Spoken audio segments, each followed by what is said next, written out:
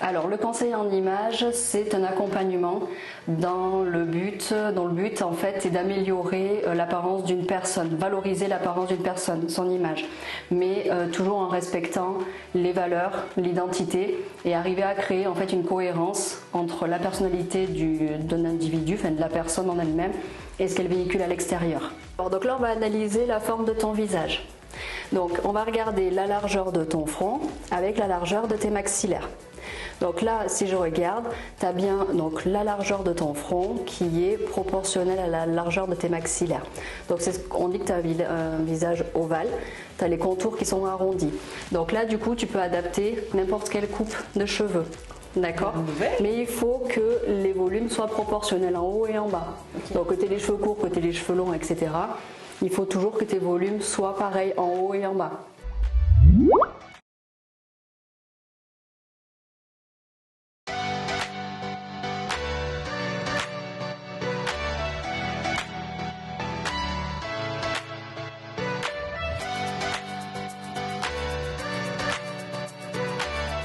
Il faut savoir que la première impression est super importante, notamment dans le domaine professionnel. Souvent, par exemple, pour un entretien d'embauche, on sait très bien que l'employeur, dès qu'il va voir la personne, il va déjà se faire des a priori. On juge forcément, on est tous comme ça, on émet forcément un jugement dans les premières secondes. Et il faut arriver à casser ça, et à améliorer cette première impression. Donc je ne peux pas dire que c'est un luxe, non, parce que l'image que l'on renvoie est très importante dans la vie de tous les jours. Donc l'analyse colorimétrie, alors en fait il faut savoir qu'il y a deux gammes spécifiques de couleurs. Il y a les tons chauds et les tons froids. Pour arriver à déterminer à quel ton on appartient, on va passer tous les tissus près du visage. La couleur qui va te mettre en valeur, en fait, ça va diminuer tout ce qui est imperfection, les rougeurs, et tout ce qui est imperfection, ça va s'estomper.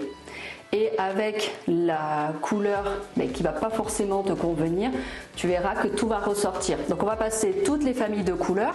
Il faut savoir que chaque couleur a son ton. Il y a des rouges chauds, des rouges froids, des roses chauds, des roses froids, etc.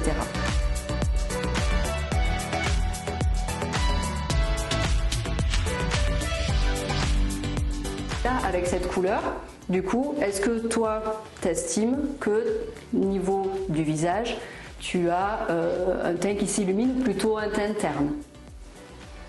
Pour moi, je dirais que j'ai quand même le teint qui est plus lumineux. D'accord. Après, je sais pas si c'est du coup le tissu qui fait que, mais j'ai l'impression que c'est plus lumineux, oui. Ok, donc on va passer sur un autre ton. Là, j'ai l'impression que ça fait plus fade, quoi. Plus fade. Oui. D'accord. Ok. Si c'est ça. Ouais. Non mais si, c'est ça. Donc si on remet le ton chaud.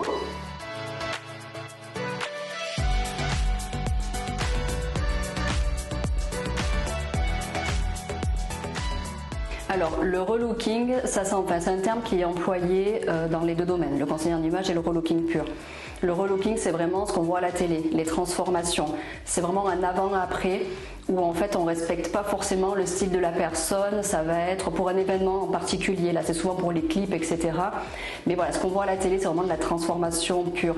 C'est-à-dire que, alors, le avant-après, il va y être, sauf que la personne qui va rentrer chez elle, après, elle ne saura pas pourquoi elle doit porter tel vêtement, pourquoi telle coiffure, pourquoi tel maquillage, et elle ne saura pas le reproduire. Que le conseiller en image, c'est vraiment un accompagnement.